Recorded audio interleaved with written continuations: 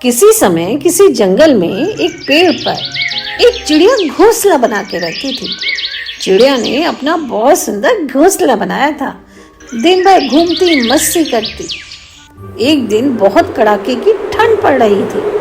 तभी ठंड से कांपते हुए 4-5 बंदर उस पेड़ के नीचे आकर बैठ गए। सारे बंदरों को बहुत तेज ठंड लग रही थी। सब कांप रहे थे। उन्हें यूं कांपता देख चिड़िया बोली, अरे बंदर भाई, आप कहाँ से आए? आप लोग अपना घर क्यों नहीं बनाते? बंदर ने चिड़िया को घूर के देखा और बोला, चुप हो जा, हमें सलाम मत दे। अब सारे बंदर सोच रहे थे कि क्या किया जाए कि हमें इस ठंड से राहत मिले। तभी एक बंदर बोला, अगर कहीं से तापने के लिए आग मिल जाए तो हम इस ठंड से बच सकते हैं। तब एक दूसरा बंदर भी बोला, अरे अरे देखो, यहाँ पर कितनी सारी सूखी पत्तियां गिरी पड़ी हैं। अगर हम इन्हें इकट्ठा कर इसका ढेर बनाए और किसी तरह उसमें आग लगा दें तो हम ठंड से बच सकते हैं। सारे बंदरों ने मिलकर सूखी पत्तियों का ढेर बनाया और सोचने लगे कि अब इसमें आग कैसे लगाई जाए। तभी एक बंदर खुशी से उछल पड़ा। उसने हवा में उड़ते हुए जुगनू को देखा।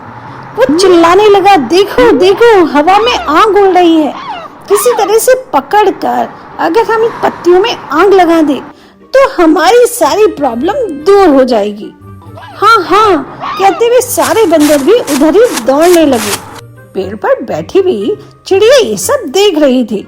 उससे चुप नहीं रहा गया।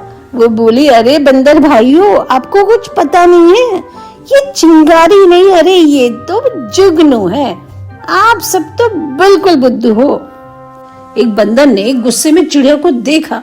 वो गुस्से में घुर्राया, ये चिड़िया चुपचाप घोंसले में बैठी रहे, हमें कुछ सिखा मत। इसी बीच एक बंदर ने उछल कूद करके किसी तरह जुगनू को पकड़ लिया।